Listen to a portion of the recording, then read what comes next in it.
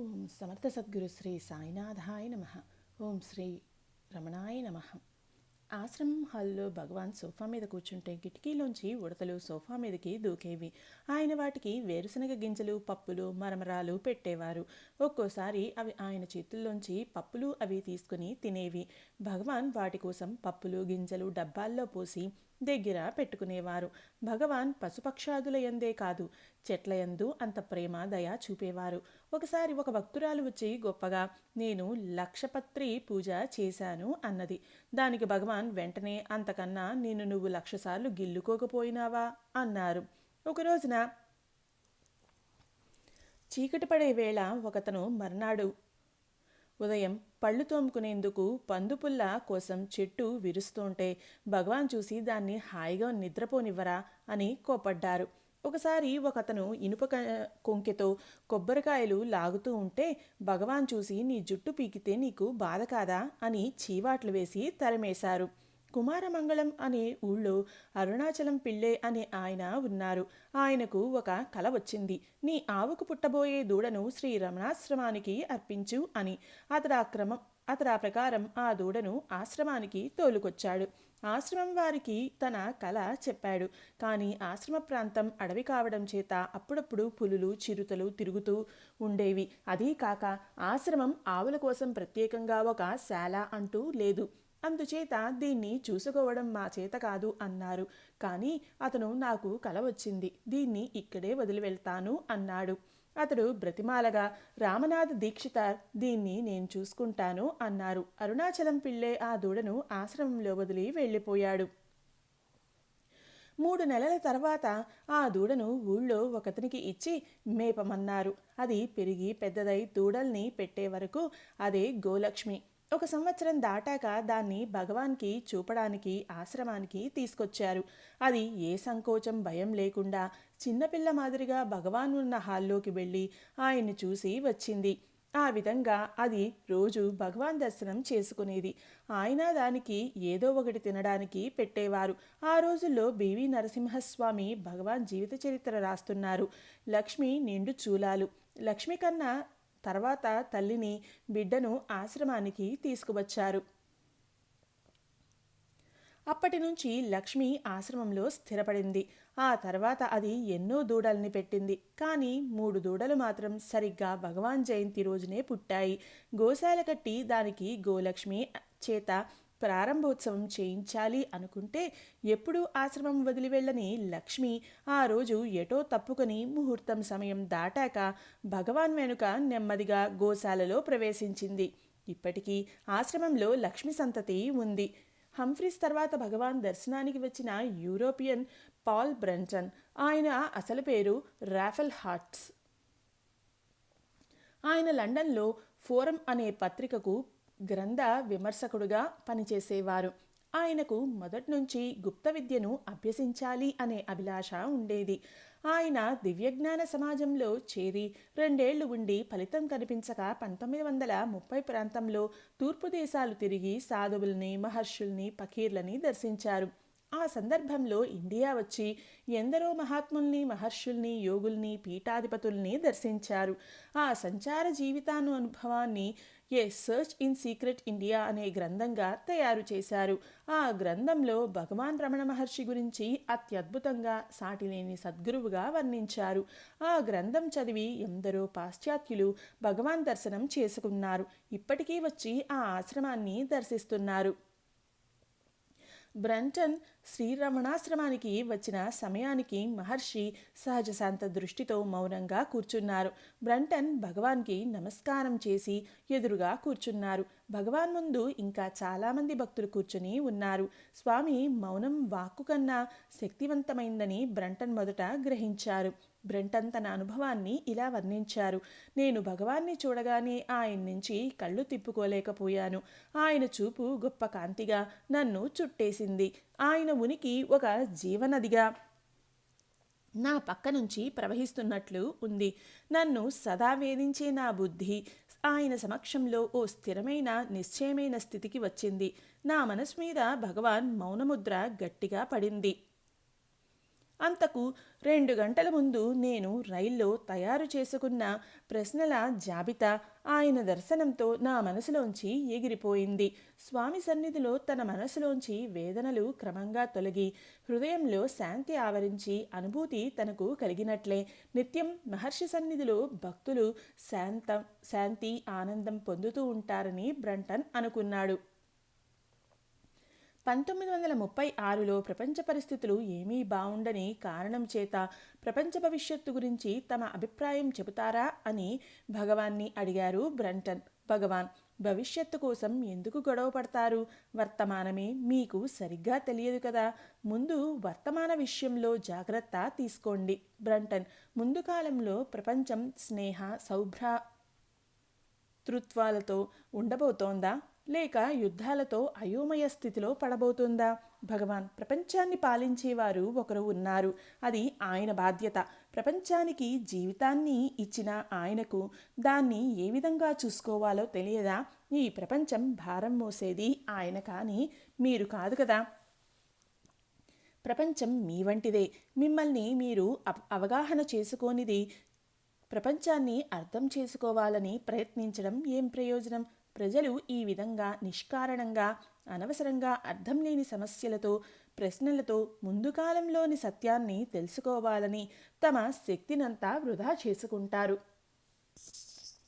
ప్రపంచంలో నువ్వు ఒక భాగం. మన పురోభివృద్ధే ప్రపంచ పురోభివృద్ధి. మనని మనం అవగాహన చేసుకోకుండా ప్రపంచాన్ని అవగాహన చేసుకోవాలి అనుకోవడం అర్థం లేని సంగతి. ఆత్మజ్ఞానం లేని ప్రపంచ జ్ఞానం నిష్ప్రయోజనం. నీ లోపలికి మునుగు, దాగి ఉన్న నిధుల్ని కనుక్కో, హృదయ కవటాన్ని తెరు, మనోనేత్రంతో ప్రపంచాన్ని చూడు, మాయతెరను చించే, ఆత్మను దర్శించు. ప్రపంచం ఒక భావన లేదా విశ్వతేజస్సులో కదిలి సాగే ఒక నీడ. దాన్ని దర్శించాలి అంటే కాంతి కావాలి. కానీ దాన్ని చూసి తెలుసుకునేందుకు, దాని గురించి యోచించేందుకు అది అంత ప్రత్యేకమైనది, ముఖ్యమైనది కాదు. ప్రపంచం వాస్తవమా కాదా అని గొడవపడటం వలన ఏం లాభం? ప్రపంచం ఒక విధంగా వాస్తవం, ఇంకో విధంగా అవాస్తవం. అది రెండూను. ఆత్మ అంత వాస్తవంగా ప్రపంచము గోచరమవుతుంది. ప్రపంచం గోచరమయ్యేదే కానీ వాస్తవంగా అది లేదు. అసలు దానికో ఉనికి లేదు. ఎందుకంటే ఆత్మ ఎప్పటికీ ప్రపంచంగా కాలేదు.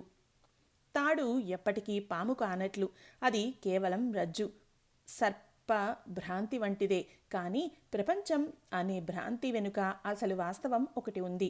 ఆ సంగతి మరిచిపోకూడదు. అదే ఆత్మ. మనని మనం తెలుసుకోకుండా ప్రపంచం వాస్తవమని నిరూపించాలని చూస్తే ప్రపంచం మనల్ని బాగా ఎగతాళి చేస్తుంది. మీ సంగతి మీరు తెలుసుకోకుండా నా సంగతి యోచిస్తున్నారా అని. మనని మనం తెలుసుకోలేదని మనం తెలుసుకుంటే మనకు ప్రపంచం తెలుసునని ఎట్లా నటించగలం? ప్రపంచం అంటే పంచేంద్రియాల జ్ఞానం. ఇంద్రియాల తాలూకా వస్తు సముదాయమే ప్రపంచం. ఆ ఇంద్రియ జ్ఞానానికి పంచేంద్రియాల ద్వారా ఎరుకలో ఉండేది మనసు. అందుచేత ప్రపంచం మనసు విడి కాదు, భిన్నము కాదు. ప్రపంచం ఉందంటున్నాం, కానీ నిద్రలో మనం లేము, ప్రపంచము లేదు. మేల్కోగానే మనము ప్రపంచం పుట్టడం జరుగుతోంది. నిద్రపోతున్నప్పుడు మన ఎరుకలో ప్రపంచం లేకపోయినా ప్రపంచం ఉంది. ఆ సంగతి తక్కినవారు మనం మేల్కోగానే చెబుతారు. నిద్రలో ఆ తక్కినవారు లేరు. వారు ప్రపంచం ఉందని చెప్పలేదు. ప్రపంచంలో నువ్వు ఉన్నావా, లేక ప్రపంచం నీలో ఉందా అని అడిగితే సర్వసాధారణంగా నేను ప్రపంచంలో ఉన్నాను అంటారు. కానీ అది పొరపాటు. ప్రపంచం మనకు విడిగా ఉండి మనం మేల్కోగానే అది మన దగ్గరకు వచ్చి నేను ఉన్నాను అని అంటుందా? అలా అనదు. కనుక అది మన మనోకల్పితం. ప్రపంచం అంటే దిగంతరాళంలో విరివిగా పరుచుకున్న విషయాలు. విషయమంటే రూప చైతన్యాల కూడిక. ప్రపంచంలోని రూపాలు, వాటిని చూసి తీసుకునే మన చైతన్యం కలిసినదే విషయం. నూలు లేక వస్త్రం లేనట్లు నువ్వు లేక విషయాలు లేవు. మన స్థితి చిరంతన నిద్రలోని స్వప్నం మాత్రమే. అందు ప్రపంచాన్ని, విషయాన్ని, వ్యవహారాన్ని కలలు కంటూ అందరూ ఎప్పుడూ ఆ నిద్రలోనే ఉన్నారన్న సంగతి మనకు అనుభవపూర్వకంగా అర్థమైతే అసలు సత్యం అర్థమవుతోంది. పాల్ బ్రంటన్ అడిగిన మరికొన్ని ప్రశ్నలకు భగవాన్ ఇచ్చిన సమాధానాలు. బ్రంటన్: స్వామి, నేను ఎన్నో చూశాను, ఎన్నో గ్రంథాలు చదివాను, ఎన్నో సంగతులు విషయాలు తెలుసుకున్నాను, ఎందరినో మహానుభావుల్ని దర్శించాను, కొన్ని సాధనలు చేశాను. ఈ జీవితం కాక ఇంకా ఏదైనా ఉందా? భగవాన్: నేను చూశాను అని అంటున్నారే, ఆ నేను ఎవరో ముందు చెప్పండి. బ్రంటన్: మీ ప్రశ్న నాకు అర్థం కాలేదు. భగవాన్: అర్థం కాలేదా? బాగా యోచించండి. బ్రంటన్ ఆలోచించి తన పేరు చెప్పారు. భగవాన్: బ్రంటన్ అనే ఆయన మీకు నిజంగా బాగా తెలుసా? బ్రంటన్: ఓ, చాలా బాగా తెలుసు. భగవాన్: దేహానికి సంబంధించినంతవరకే తెలుసు, కానీ అసలు మీరెవరో ఆలోచించండి. బ్రంటన్ తికమకలో పడ్డారు. భగవాన్: మొదట ఆ నేను అనేది ఎవరో ఏమిటో తెలుసుకోండి, ఆ తర్వాత తత్వమంతా అర్థమవుతుంది. మిమ్మల్ని మీరు సరిగ్గా తెలుసుకుంటే అన్ని ప్రశ్నలు, సమస్యలు, సందేహాలు, సంశయాలు పరిష్కారమవుతాయి. బ్రంటన్: ఏం చెయ్యాలి? ఎట్లా చెయ్యాలి?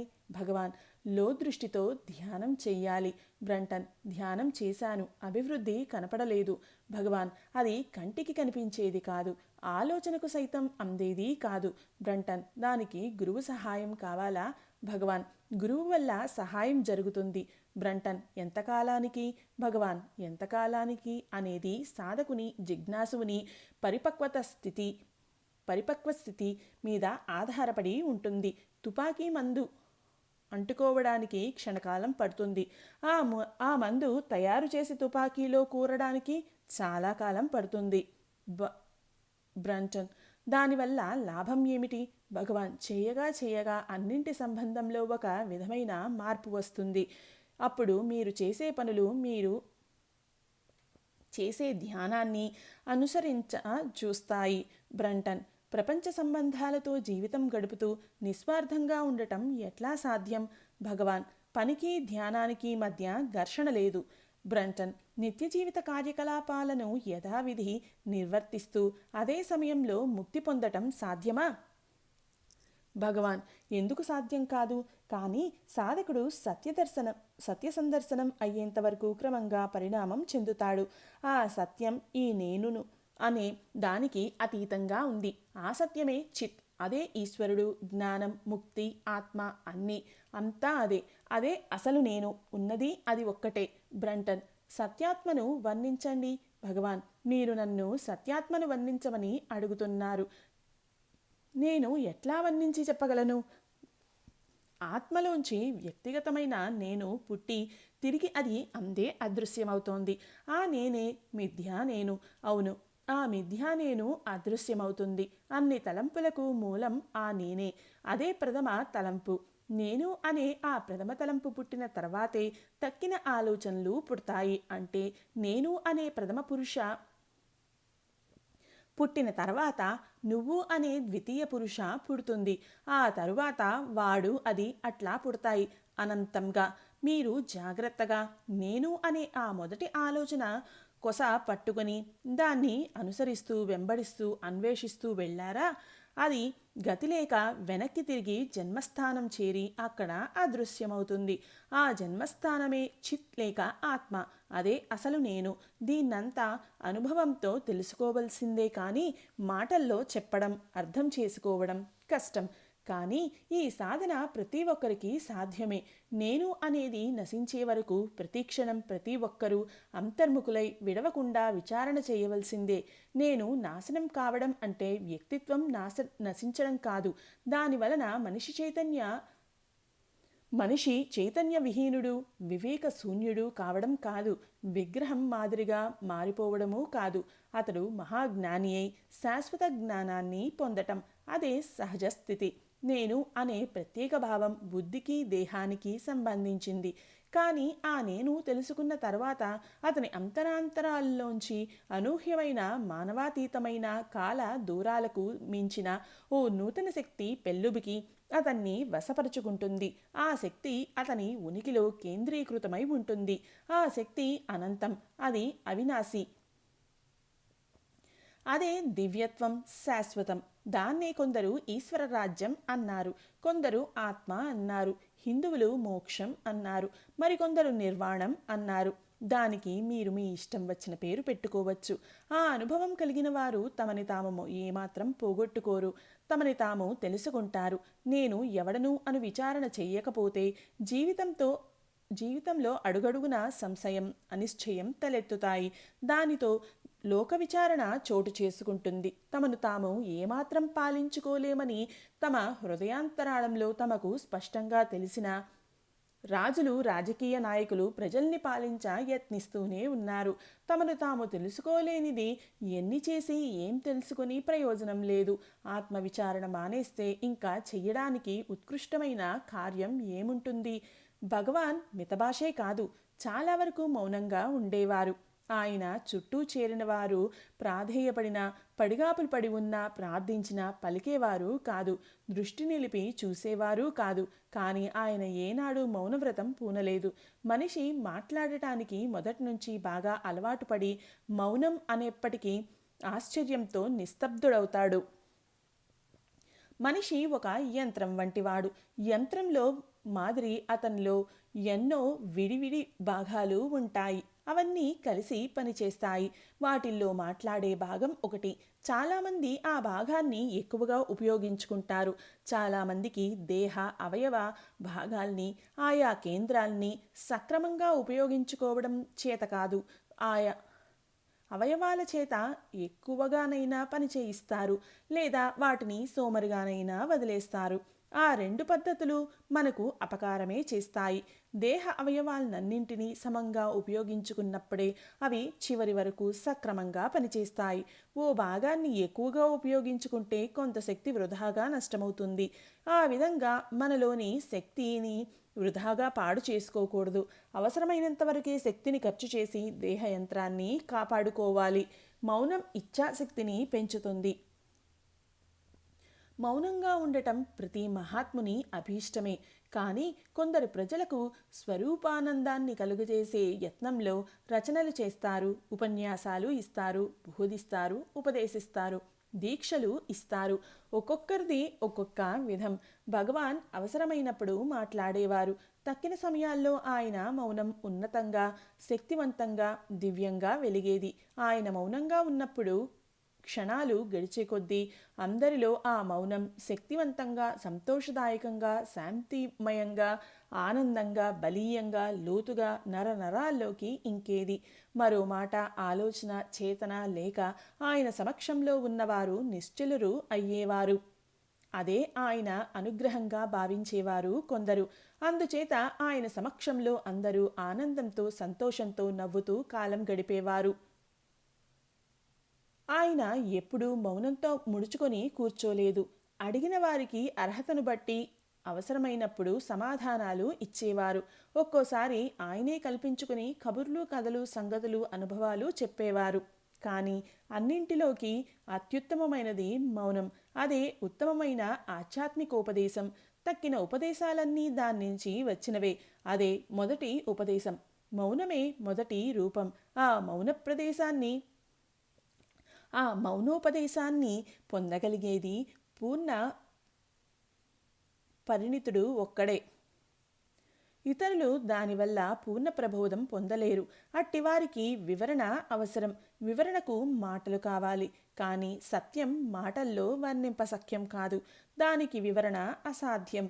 మనం చేయగలిగింది సత్యాన్ని సూచించగలం, అంతే. భగవాన్ చాలామందికి మౌనోపదేశం చేశారు అంటారు.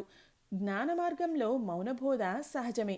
భగవాన్ మౌనంతో బోధించారు అంటే అడిగిన వాళ్లకు మాటల్లో చెప్పడం ఇష్టం లేక అని కాదు. ఆయన ఎప్పుడు అడిగినా దానికి సమాధానం చెప్పారే కానీ ప్రత్యేకించి ఒక పద్ధతిని, ఒక సిద్ధాంతాన్ని ఇవ్వలేదు. ఎందుకంటే మాటలతో, శాస్త్రవచనాలతో ఓ పద్ధతి ప్రకారం వివరించి చెప్పడం, వ్యాఖ్యానించడం నిజమైన బోధ కాదు. అది కేవలం అసలు దానికి ఉపక్రమణ మాత్రమే అవుతుంది. అర్థం చేసుకోవడానికి అవి సులభంగా కనిపించినా హృదయ కవటాన్ని ఏమాత్రం తెరవలేవు. గురువు మౌనంగా ఉంటే అన్వేషకుని, సాధకుని శిష్యుని మనసు దానికి అదే నిశ్చలం, నిర్మలం, పవిత్రం అవుతుంది. కానీ మౌనం పరమోపదేశం అన్నది అందరికీ కాదు, కొందరికే. అద్వైత మార్గంలో ఆదిగురువు దక్షిణామూర్తి స్థిరంగా కూర్చుని తన్నర్థించిన వారికి మౌనంగా జ్ఞానబోధ చేశారు. ఆ తరువాత కాలంలో చాలామందికి మౌన భాష తెలియకపోవడం వల్ల అద్వైత సిద్ధాంతాన్ని శంకరాచార్యుల వారు ప్రచారం చేసి బోధించారు. ఈ కాలానికి సరిపడే గురువు భగవాన్ శ్రీ రమణ మహర్షుల వారు. ఆయన దక్షిణామూర్తి వలె స్థిరంగా కూర్చొని పూర్తి మౌనం వహించలేదు. శంకరుల వలె తిరిగి బోధించనూ లేదు. ఆయనది మధ్య మార్గం. అరుణాచలం దాటి ఎక్కడికి వెళ్ళలేదు. ఉపన్యాసాలు, ప్రత్యేక ప్రబోధాలు, ఉపదేశాలు ఏమీ చేయలేదు. విస్తారంగా గ్రంథ రచనలు చేయలేదు. చాలా వరకు మౌనంగా ఉండేవారు. అద్వైతవాదం ప్రకారం వర్తమానం కన్నా ముక్తి, మోక్షం, నిర్వాణం అన్నీ అంతా భ్రాంతే. అంటే వర్తమానం కన్నా ఏమీ లేదని అర్థం. ఏమీ లేకపోతే ఇదంతా ఎలా వచ్చింది అనే ప్రశ్న వస్తుంది. అసలు ఏమీ లేని దాంట్లోంచి ఏది మాత్రం పుడుతుంది అంటే పుడుతుంది, పుట్టింది అని అనుకోవడం కూడా భ్రాంతే. ఆ భ్రాంతే మాయ. మాయ అనేది ఒక నిగూఢమైన శక్తి. అది అసలు సత్యాన్ని కప్పి అసత్యాన్ని చూపుతుంది. ఇదంతా ఏం లేదు, ఉత్త శూన్యం. భ్రాంతి, మాయ అసలు అన్నది ఒక్కటే. అసలు ఉన్నది ఒక్కటే. అది శాశ్వతమైన చావు పుట్టుకలు లేనిది. అదే సత్యం అనేది అద్వైత సిద్ధాంతం. ఏమీ లేదు అనే అద్వైత సిద్ధాంతం ప్రకారం జీవుడు, ఈశ్వరుడు, మాయ మొదలైన వాటికి కూడా అందు తావులేదు. కానీ అసాధ్యం, అసంభవం, అనూహ్యం, అపరిమితం అయిన చిద్వస్తువును ఈ మాయాశక్తి వాస్తవంగా దృశ్య ప్రపంచంగా చూపుతుంది. ఆ ప్రపంచాన్ని వాస్తవం అనుకోవడమే మాయ. ఒకరి మాయ మరొకరికి వాస్తవం కావచ్చు. మాయ స్వభావం అటువంటిది. మనసును జయిస్తేనే తప్ప మాయ దాటతరం కాదు. ఆ మనసు కూడా అసలు ఉన్న స్థితిలోంచే పుట్టి ఆలోచనల్ని రేపుతుంది. ఆ మనసు సృష్టే, ఈ ప్రపంచం. నిజం చెప్పాలి అంటే మాయే మాయ. ఆ మాయ లేకపోతే ప్రతిదీ ఉత్త పేరు మాత్రమే అవుతుంది. మాయ అంటే ఈశ్వరశక్తి లేదా వాస్తవత్వం యొక్క క్రియాశక్తి. అదే విశ్వశక్తి. దాని మడతల్లోనే మనమంతా ఉన్నాము. అద్వైత సిద్ధాంతాన్ని ప్రచారంలోకి తెచ్చింది గౌడపాదులు. అనేక వ్యాఖ్యలు రాసి గౌడపాదుల వారిని వెలుగులోకి తెచ్చింది శంకరులు. ఆ శంకరాచార్యుల వారు పరబ్రహ్మ సత్యం, ప్రపంచం మాయ, పరబ్రహ్మే ప్రపంచం అన్నారు. అందుచేత ఆయన్ని మాయావాది అన్నారు. కానీ ఆయన ప్రకారం మాయా వాస్తవం ఒక్కటే. వాస్తవత్వమే ఆత్మస్థితి. అది పవిత్రం, నిశ్చలం, నిర్మలం, అభేదం, శుద్ధ చైతన్యం. దానికి చావు పుట్టుకలు లేవు. దానికి నాశనం లేదు, బంధం లేదు, ముక్తి లేదు, ఏమీ లేదు. అది స్వయం ప్రకాశం. దానికి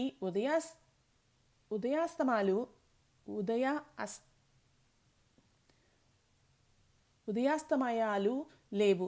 అది సాక్షి చైతన్యం. అది కాంతికి మూలం. దానికి నామరూపాలు లేవు. కానీ అది అనేక నామరూపాలతో వెలసిల్లుతుంది. ఆ నామరూపాల్ని తీసేస్తే మిగిలేది శూన్యం. నిర్గుణ పరబ్రహ్మ నుంచి చూస్తే ద్వంద్వం లేదు, పరిమితం, అశాశ్వతం అని లేదు. కానీ ఈ భిన్నత్వం ఎలా ఏర్పడిందో తెలుసుకోవడం కష్టం.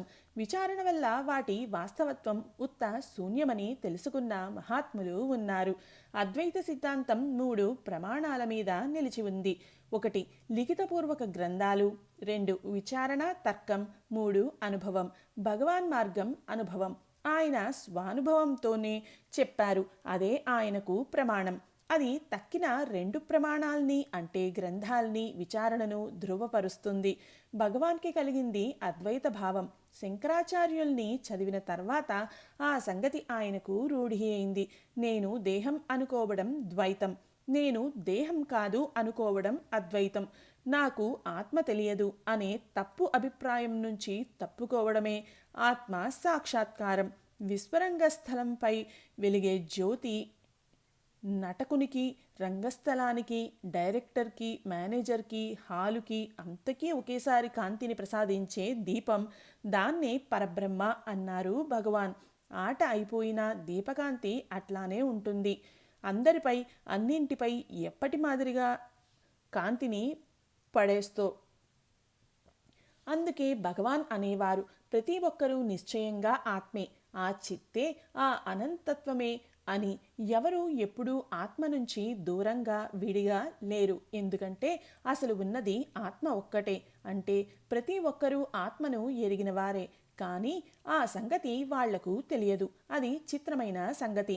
మాయతో కలిసిన ఉనికి తెలియడమే కానీ వేరే ఆత్మ సాక్షాత్కారం అంటూ లేదు. ఎందుకంటే ఆత్మే సత్యం. ఇంక దాన్ని తెలుసుకోవడం ఏమిటి? మనం చేయవలసింది అవాస్తవాన్ని గుర్తించకపోవటం. ఆత్మ సాక్షాత్కారము ఒక భ్రాంతే. ఆ భ్రాంతి పోవడమే ఆత్మ సిద్ధి. ఆత్మను పొందటం, తెలుసుకోవడం, దర్శించడం అనేది మాటల్లో ఉపమానంగానో అలంకారంతోనో చెప్పడమే అవుతుంది. మాటల్లో చెప్పబడేది సత్యం కాదు. అయితే ఇంకా ఆత్మను తెలుసుకోవడం ఎట్లా అంటే దానికి ఒక్కటే మార్గం ఉంది. అది హృదయంలో ప్రవేశించడం. హృదయం అంటే భౌతికమైన గుండె కాదు, ఆధ్యాత్మిక హృదయం. నేను నేను అనే స్ఫురణ ఆ హృదయంలోనే పుడుతుంది. ఎవరైనా తనను వ్యక్తపరుచుకోవడానికో ప్రకటించుకోవడానికో తన చేతినో చూపుడు వేలునో రొమ్ము కుడివైపున తనకు తెలియకుండానే ఉంచి చెబుతారు నేను అని. నేను అనేది నిరంతరం హృదయంలో ప్రకాశిస్తూ ఉంటుంది కనుక అతనికి తెలుసో తెలియకునో అతను చేతితో తన హృదయస్థానాన్ని చూపుతాడు. ఆత్మే హృదయంలో నేనుగా ప్రకాశిస్తుంది అనే సంగతి అందరికీ అనుభవం కావడానికి నమ్మకాలు, విశ్వాసాలు, మత గ్రంథాలు, నియమనిష్టలు ఏమీ అవసరం లేదు. ప్రతి వారు గాఢనిద్రలో దాంట్లోనే ప్రవేశిస్తారు. మేల్కొన్న తర్వాత ద్వైతభావం కలుగుతుంది. కానీ ప్రతి వారికి ప్రతి క్షణం ఆత్మ అనుభవైద్యమైన అజ్ఞానం వల్ల అద్వైత భావాన్ని అర్థం చేసుకోలేకపోతున్నారు. అందుకే శంకరులు అంటారు, నువ్వు అన్నింటినీ కాదు, లేదు అని నిరాకరించవద్దు. కానీ నిన్ను నీవు నిరాకరించుకోలేవు. ఎందుకంటే నువ్వే ఆత్మస్వరూపానివి కనుక. అంతటా ఎప్పుడూ ఉన్న దాన్ని కొత్తగా కనుక్కోవలసింది, తెలుసుకోవలసింది ఏమీ లేదు. కానీ మనం అహంకారం కొద్దీ దాన్ని పొందాలని చూస్తాం. గట్టిగా యోచిస్తే అహంకారం ఒకటి విడిగా లేదు, ఉండదు. మనం అనుకుంటే తప్ప. ద్వంద్వభావమే భ్రాంతి, అద్వైత భావమే సత్యం. అద్వైతం ఒక సిద్ధాంతం కాదు, అది అద్భుతమైన ఒక అనుభవం. దాని సందేశం, అది సందేశమైతే తర్కం వద్దు, అది పొంది ఊరికే ఉండు అని భగవాన్ సందేశం.